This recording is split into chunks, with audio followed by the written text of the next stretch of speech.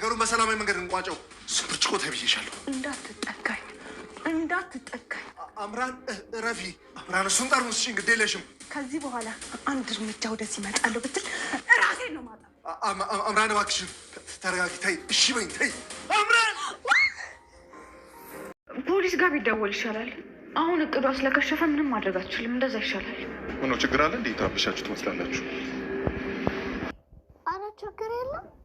ደግሞ ምናምን ታውቃለች። አብረው ቁጭ ብለው ሲያወሩ ነበር። እሺ ስለምን አወሩ? ስለኔ ነው። ሌላ ስለምን ያወራሉ? የኔ ጥያቄ ራሱ ሲገርም ጣሪ ስራ ነው።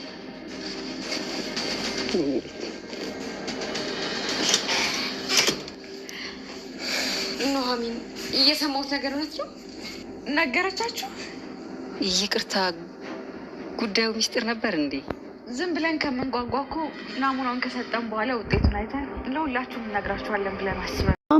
አምራን በራሷ ላይ ከፍተኛ ጉዳት አድርሳለች ማለት ነው። እንግዲህ ናሆም አምራን ተይ ቢላትም ነገር ግን አምራን በራሷ ላይ በጣም አደገኛ ነገር ነው ያደረገችው። ይሄ በእውነቱ በጣም ነው የሚያሳዝነው። አንዳንድ ጊዜ ልናገኝ ስንልም በጣም ሰስፔንስ መሆን አይነት ነገር ነው ማለት በቃ እሷ አገኛለሁ ብላ አስባ ነበረ። እርግጥ አገኛለሁ ስንል ማግኘትም ለማጣትም ሊኖር ስለሚችል ግን ጥንቃቄ ብናደርግ አሪፍ ነበረ። በነገራችን ላይ ናሆም ደጋግሞ ነግሯታል።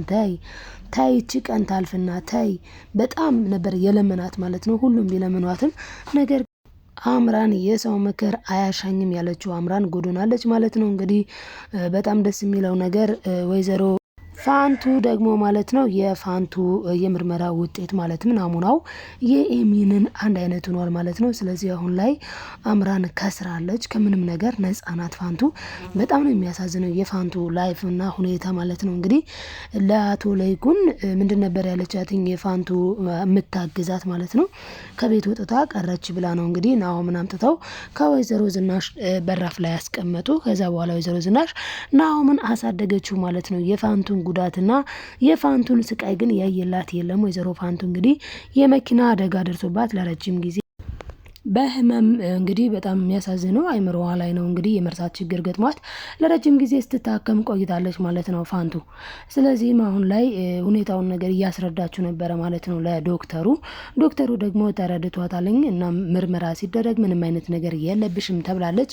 እንግዲህ ለኤሚን ናሙናውን ልትሰጥም ፈቃደኛ ናት። በጣም ደስ በሚል ሁኔታ እንግዲህ ፈጣሪ በነፃ የሰጠኝን እኔም በነፃ ሰጣለሁ እንጂ ስለምን ገንዘብ አስከፍላለሁ? ይሄ በእውነቱ ኃጢአትም ነው ጭምር ነው ስትል ተናግራለች ማለት ነው። እንግዲህ በጣም የምታሳዝነው ቅመሟ ደግሞ አሮጊቷ በወደቀችበት ሰዓት የኔ አሮጊት ምን ሆነችብኝ ትድንልኛለች እያለች በጣም እየተጨነቀች ነበረ። ነገር ግን ፋንቱ አሁን ላይ አገግማ እንደውም ደግሞ ለኤሚን ሰጥታታለች ማለት ነው ናሙናውን። ከዛ በኋላ ኤሚንስ ምን ላይ ደረሰች የሚለውንና አምራንስ በህይወትና በሞት መካከል ነች ማለት ነው። ከዛ በኋላ ምን ተፈጠረ የሚለውንም የምናወራ ይሆናል ማለት ነው። ሰላም ውዶችዬ፣ እንዴት ናችሁ? ያላችሁበት ሰላማችሁ ይብዛልኝ። ላይክ ሰብስክራይብ እያደረጋችሁ ቤተሰብ ያልሆናችሁ ቤተሰብ ሁኑ።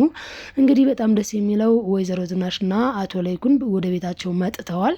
የሰው ደስታ የሚያስደስታት ኑሐሚን ደግሞ በጣም ደስ በሚል ሁኔታ ከፋንትሽ ጋር አውርታለች። ፋንትሽም እኔ ምንም ችግር የለብኝም ናሙናውን ለመስጠት ዝግጁ ነኝ ባለችው መሰረት እንግዲህ ናሙናውን ስትሰጥም ሙሉ ጤነኛ ሆና ለኤሚን መዋል ያለበትን የመቅኔ ቅያሬ እንዲሁም በጣም ነው በነገራችን ላይ ነው ይሄንን ህመም ገና አሁን ስሰማው ነው።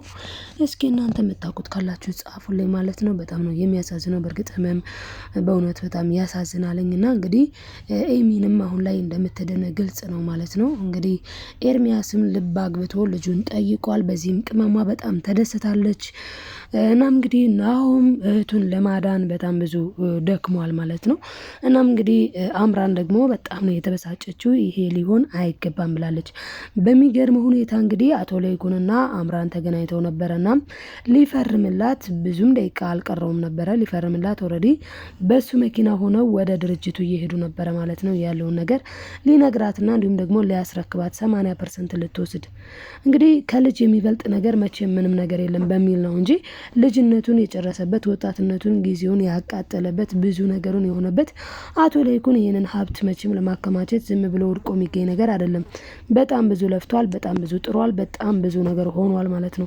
ስለዚህም እንግዲህ ወይዘሮ ዝናሽም እንዳለችው እኛ እኮ ዝም ብለን ከመሬት አላመጣነውም ይህንን ድርጅት እንዳለችው ብዙ ደክሟል። ነገር ግን ደግሞ ከልጃችን ህይወት የሚፈልጥ ነገር የለም በሚል ነው ማለት ነው። እናም እንግዲህ ናሆምም ከአምራን ጋር ተደራድሯል። ማለትም አምራን መቼም ይሄ የምርመራ ውጤት ማለትም የፋንቱ ማለት ነው ሳይረጋገጥ አምራን እንድታውቅ አልፈለጉም። ለዛም ነው ኑሐሚን ኢቭን ለኤሚን እና ለወይዘሮ ዝናሽ ራሱ አልተናገረችም ነበረ፣ ጸጥ በሚል ማለት ነው። በጸጥታ ቀጥታ ፋንትሽን ወደ ሆስፒታል ይዘው ሄደው አስመርምረው ከዛ ደግሞ ናሙናውን ሰጥታ ሙሉ ጤነኛ ነች መስጠት ትችላለች ከተባለ በኋላ ነበረ ኑሐሚን ፈልጋ የነበረው ሁሉም እንዲሰሙ ማለት ነው። በዛም ሁኔታ እንግዲህ እነሱ የፈለጉት ያን ነበረ። ነገር ግን ፋንትሽ ደግሞ ለኤሚንና ለወይዘሮ ዝናሽ ነግራቸው አገኘች ማለት ነው ኑሐሚን።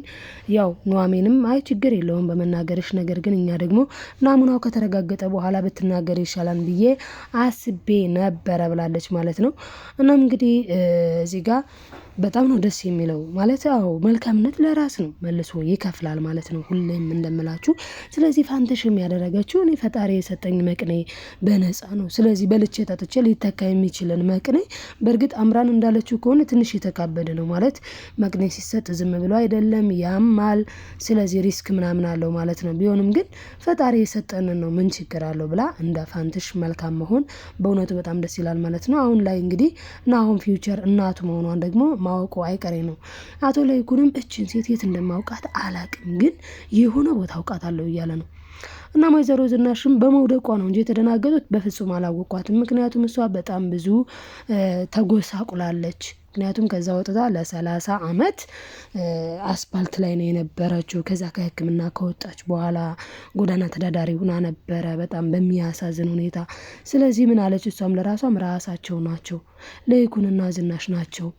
እኔ እኮ እንደዚህ የተበሳቆልኩት ኑሮ አልተመቸኝ ነው፣ እነሱ ምናቸውም አልተቀየረም ራሳቸው ናቸው ብላለች ማለት ነው። እና እንግዲህ ፋንትሽ ልጇን በማወቋ ደስ ብሏታል። ልጄ ገና ሳይ እኮ ነበር የደነገጥኩትኝ ብላ እንግዲህ ስለ ናሆምም በራሷ በውስጧ አውረታለች። እናም እንግዲህ አምራን በጣም ያደረገችው ነገር የሚደብር ነው ማለት በቃ አንዳንድ ጊዜ ካልሆነላት ምንም እኮ ማለት እዚህ ጋር ወጪ አውጥታችሁ ምናምን የሆነ ነገር ብትካስሩ አዎ ያናድዳል። እዚህ ጋር እሷ ያወጣችው ወጪ የለ፣ እንደውም በየጊዜው ገንዘብ ነው የተሰጠችው። አቶ ለይኩን ደግሞ ይህን ያክል ገንዘብ ልስጥሽ ብሎ በፐርሰንት ትንሽ ቀንሽ ብሎ ተደራድሯት ነበረ። እሷ ግን እምቢ አለች። በስተመጨረሻ በራሷ ላይ የወሰነችው ውሳኔ በጣም የሚያሳዝን ነው በእውነቱ ማለት ነው። ማለት በቃ ምንም ነገር ሊገጥመን ይችላል እንዳልኳችሁ፣ ነገር ግን ወጪ አውጥተን ደክመን ለፍተን እንኳን እኮ አንዳንድ ነገር ሲከስር በቃ ለበጎ ነው እንላለን አይደለም። ይቀርና ይሄ ምንም ሳታወጣ እንዴ ከአስፓልት ላይ ጎዳና ላይ ከወደቀች በኋላ እኮ አንስተው፣ በተለይ ደግሞ ይሄ የህመሟ ነገር የኤሚን ህመም መቅኔው እንደሚያስፈልጋት ከዛ ደግሞ ኤርሚያስ ነው በነገራችን ላይ ኔጌቲቭ መሆኑን የአምራን ደም ያወቀውና ለኑሐሚን በጣም የሚገርመው እኮ ይሄ ደም ያለው ሰው ማን እንደሆነ ብታውቂ ብሎ ከዛ አምራን ነች ብሎ ነገራት ማለት ነው። እና እንግዲህ ኤርሚያስ እንኳን በተለወጠበት ሰዓት አምራን ግን ኤርሚያስ እንግዲህ ከአምራን ተምሮ ማለት አምራን ስትወድቅ አወዳደቋን ሁሉ ነገሯን አይቶ አይ የኔ መጨረሻ በክፋቴ ከቀጠልኩ እንደዚህ ነው የሆነው ብሎ ባቆመበት ጊዜ አሁን ላይ እሷ ግን በራሷ ላይ ያን ያክል እርምጃ መውሰድ ጭራሹንም ጠርሙስ እኮ ሰባብራ ልጅቷን ህይወቷን ልታጠፋት ነበረ ኤሚንን ማለት ነው። እንግዲህ ኤሚንና ቅመም ሩጠው እዛ ክላስ ገብተው በሩን በውስጥ ባይቆልፉት ኖሮ ህይወታቸውን ነበረ የምታጠፋው ማለት ነው። እና አንዳንዴ የምናደርገውን ነገር የማወቅ አለብን። በድንጋጤም ሆነ በቸኳሎም ሆነ በፍጥነት በብስጭት የሆነ ነገር ማድረግ የለብንም። ምክንያቱም ያ ጊዜ ካለፈ በኋላ እንጸጸታለን። አሁን እሷ ራሷን ጎዳች። ነገ ጧት ህመሙ ሲሰማት እኮ ወይኔ ያን ጊዜ ምን ሆኜ ነው ምን ነክቶኝ ነው ትላለች ማለቷ የማይቀር ነገር ነው።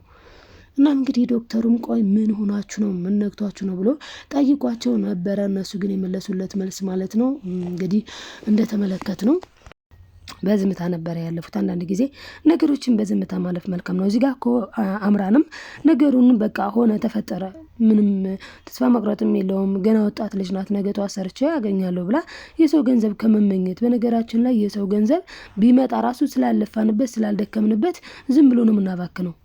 ነገር ግን የሰራናት ትንሽ የላባችን ውጤት ስትሆን ግን በስርዓት እንይዛታለን ማለት ነውና የሰው ገንዘብ ይድ ማለት በቃ ሼም ቢይዘንም የሰው እኮ ነው ብንልም ግን ከመደፋፋት ወደኋላ አንልም ማለት ነውና እሷ መስሏት ነው እንጂ አሁን የድርጅት ቢሰጣት በተለይ ደግሞ በአጅሪት አያያዝ ማለት ነው። ምክንያቱም በጣም ነው በፊትም ስናውቃት ናሆም ሲሰጣት ወስዳ ለኤርሚያስ ትሰጣለች።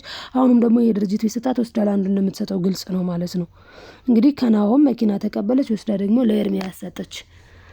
በእርግጥ አሁን ላይ ለማንም ልትሰጥም ላትሰጥም ትችላለች። ቢሆንም ግን በራሷ ላይ እንደዚህ አይነት ትልቅ የከፋ እርምጃ መውሰድ የለባትም። እስኪ ኑሐሚንን እዩ። ከኑሐሚን እኮ እሷ ብዙ መማር ትችል ነበር። ኑሐሚን በነገራችን ላይ አንድ ሰው እንኳን በቃ ከደረሰችለት አሁን ለምሳሌ ነቅመምን አነሳች፣ ተደሰተች። በቃ የሰው ደስታ የሚያስደስታት ልዩ ሴት ብላታለችኝ ወይዘሮ በጣም ደስ በሚል ሁኔታ ማለት ነው። ፊውቸር እንግዲህ አማቷ መሆኗ ነው። የናሆም እናት ምን ብላታለች? እንደው በሰው ደስታ የምትደሰት ልጅ እንደው ምን አይነት የተባረከች የታደለች ልጅ ናት ብላ ተናግራለች ማለት ነው። ፋንትሽ እንግዲህ ፋንትሽ በጣም ልበ ንጹህ ቀና በጣም ደስ የምትል ጥሩ ሴት ስለሆነች ነው ይህንን ሁሉ ነገር እያደረገች ያለችው። በእርግጥ እነሱን ባየችበት ሰዓት በባለፈው ማለት ነው ተዘረራ ወድቃ ነበረ ደንግጣ። እናም እንግዲህ ልጇ ደግሞ በማደጉ በእርግጠኝነት ደስ ይላታል። ቅመሟ ደግሞ እንግዲህ አባቷን አግኝታለች በባለፈው። እናም እንግዲህ ከኤርሚያስ ጋር ያው ተገናኝተዋልኝ ትንሽ ብታኮርፈውም በስተመጨረሻ ተታርቀዋል ማለት ነው። እንግዲህ ኤርሚያስ እንዳለው ከሆነ ቅመምን እናት ፈልጎ እንደሚያገኛትና ህፃኗ ደግሞ ከአባቷና ከእናቷ ጋር መኖር እንዳለባት ምንም እንኳን እኔ ባልወዳትም ነገር ግን እሷ እንደምትወደኝ እርግጠኛ ነኝ። ስለዚህ ለልጄ ስል እኔም ደግሞ ከእሷ ጋር እኖራለሁ ብሏል ማለት ነው። እንደዚህ ነው ስብዕና፣ እንደዚህ ነው መለወጥ፣ እንደዚህ ነው መቀየር። እውነቴን ነው የምላቸው። አሁን ኤርሚያስ እያደረገው ያለው ነገር በጣም ደስ የሚልና ይበል የሚያስብል ነው ማለት ነው ውዶችዬ። እስቲ እናንተስ ምን ተሰማችሁ? የዳግም መቼም ዳግም በጣም ጥሩ ልጅ ሆኗልኝ። የእሱን ያው በባለፈውም አውርቻቸዋለሁ ብዬ ነውኝ። እናም እንግዲህ ሁላችንም ቀና ለሰው መልካም የምናስብ ሰው ሲያገኝ ደስ የሚለን ትሁታን እንሆን ብዬ አስባለሁ የኔ ውዶች፣ እንደ ኑሐሚን ማለት ነው። እናም ላይክ፣ ሰብስክራይብ፣ ሼር ማድረጋችሁን አትርሱ።